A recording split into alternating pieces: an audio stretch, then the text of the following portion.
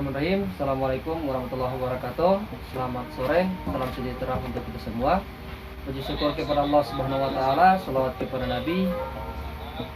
Langsung saja perkenalkan, nama saya Zulfikar Mileh, jurusan Budaya Perairan angkatan 2017. Di sini saya akan mempresentasikan tugas daripada mata kuliah evaluasi kesusahan lahan tentang perairan tawar secara umum. Jadi langsung saja, budidaya perikanan. Saya jelaskan tentang budidaya perikanan. Jadi budidaya perikanan itu merupakan suatu kegiatan ataupun usaha untuk melestarikan dan mengembangbiakan ikan di suatu perairan. Kemudian untuk luar lingkup daripada budidaya, ini mencakup suatu kegiatan pengendalian, pertumbuhan, dan perkembangbiakan. Dan untuk budidaya ikan ini bertujuan untuk memperoleh hasil yang lebih baik daripada ikan itu dibiarkan secara liar di alam bebas.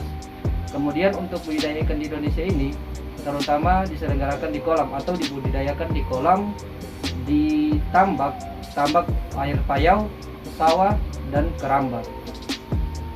Kemudian saya jelaskan secara singkat untuk budidaya perikanan di Indonesia.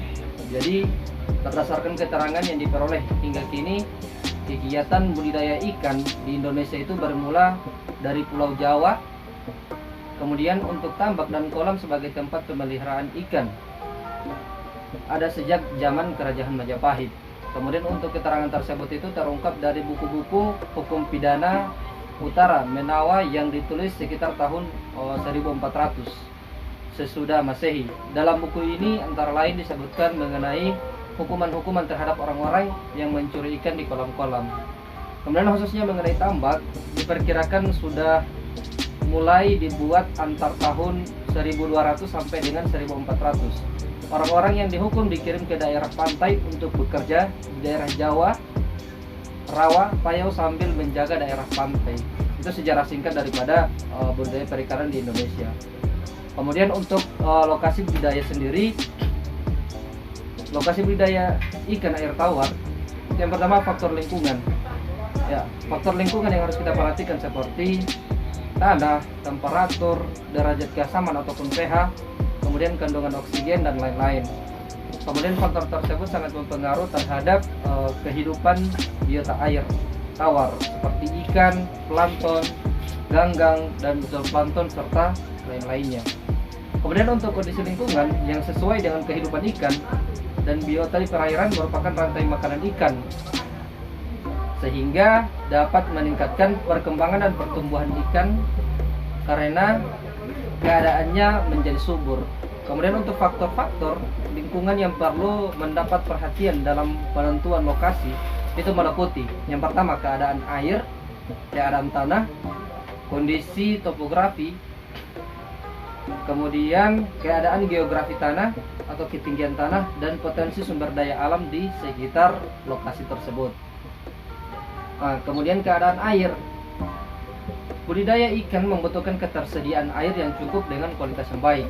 Oleh karena itu, ketersediaan air di lokasi budidaya harus diperhitungkan menurut luas lahan ataupun kolam budidaya yang akan dibangun. Kemudian sumber-sumber air yang dapat digunakan berasal dari sungai maupun irigasi. Kemudian kebersihan dan kesehatan air. Di sini kita harus memperhatikan kebersihan air dan kesehatan air. Kesehatan air mutlak diperlukan pada budidaya ikan secara intensif. Air yang kurang bersih sering mengandung kuman, penyakit, atau zat-zat yang bersifat racun, sehingga dapat mengganggu kesehatan ikan yang hidup di dalamnya. Kemudian sumber air yang baik adalah sebagai berikut. Yang pertama, sumber air yang baik itu air bukan berasal dari sungai yang digunakan untuk membuang limbah industri. Kemudian yang kedua, sumber air bukan berasal dari comberan, umumnya mengandung kuman-kuman ataupun penyakit yang dapat menyerang ikan. Kemudian yang terakhir, untuk kebersihan air itu sumber air belum terpolusi oleh bahan-bahan yang berbahaya, misalnya minyak. Nah, kebersihan air ini harus kita perhatikan dalam proses pembudidaya ikan. Kemudian temperatur air, kita juga harus memperhatikan temperatur air ketika kita membudidayakan Itu temperatur air sangat berpengaruh terhadap pertumbuhan dan perkembangan ikan. Temperatur air yang tidak cocok, misalnya terlalu tinggi atau terlalu rendah, itu dapat menyebabkan ikan tidak dapat tumbuh dan berkembang dengan baik. Kemudian temperatur air yang cocok untuk pertumbuhan ikan adalah berkisar antara 15 derajat Celcius sampai dengan 30 derajat Celcius. Dan perbedaan suhu antara siang dan malam kurang dari 5 derajat Celcius. Kemudian kadar amoniak yang tinggi dapat mengganggu pertumbuhan ikan. Amoniak dapat berasal dari penumpukan sisa-sisa makanan dan dari kotoran ikan. Makin banyak sisa-sisa makanan dan kotoran ikan di dasar kolam, maka kadar amoniak akan bertambah besar. Kemudian derajat keasaman air ataupun yang kita kenal dengan pH suatu perairan. Derajat keasaman ataupun pH dapat mempengaruhi pertumbuhan ikan. Derajat keasaman air ini sangat rendah atau sangat asam, dapat menyebabkan kematian ikan dengan gejala gerakannya yang tidak teratur. Lanjut, derajat kekeruhan.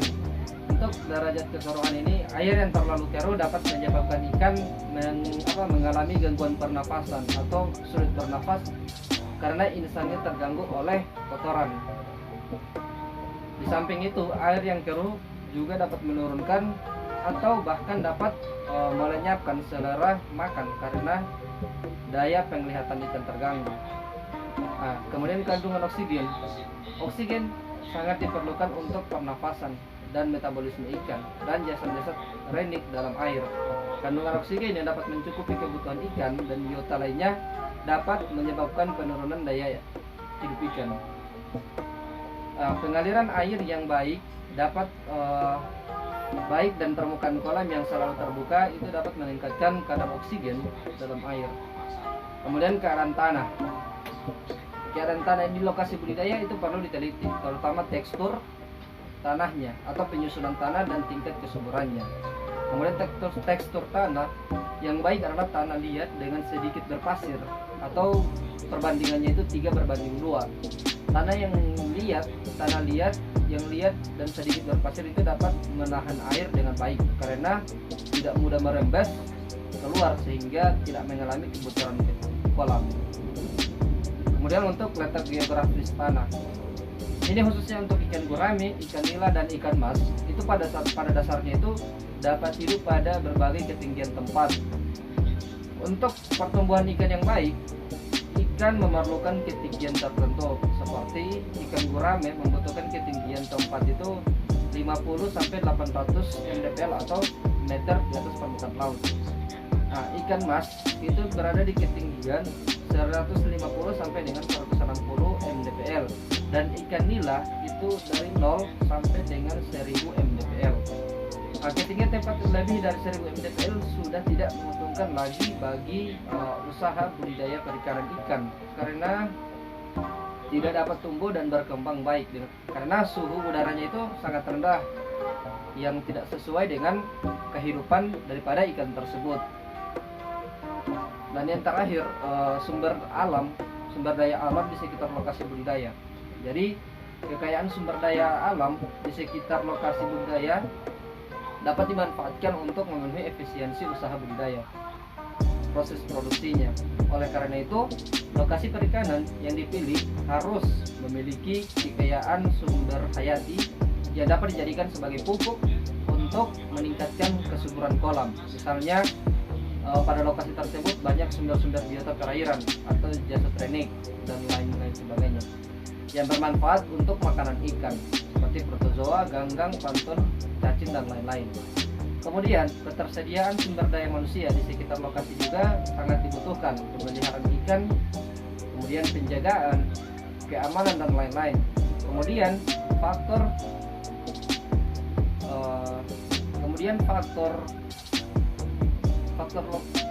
lain yang perlu diperhatikan dalam menentukan lokasi budidaya adalah lokasi tersebut bukan daerah yang sering kena bencana banjir pada waktu musim hujan dan bukan termasuk daerah yang direncanakan untuk pemukiman penduduk. Mungkin sekian presentasi dari saya tentang evaluasi kesesuaian lahan perairan tawar secara umum. Mungkin demikian. Terima kasih. Assalamualaikum warahmatullahi wabarakatuh.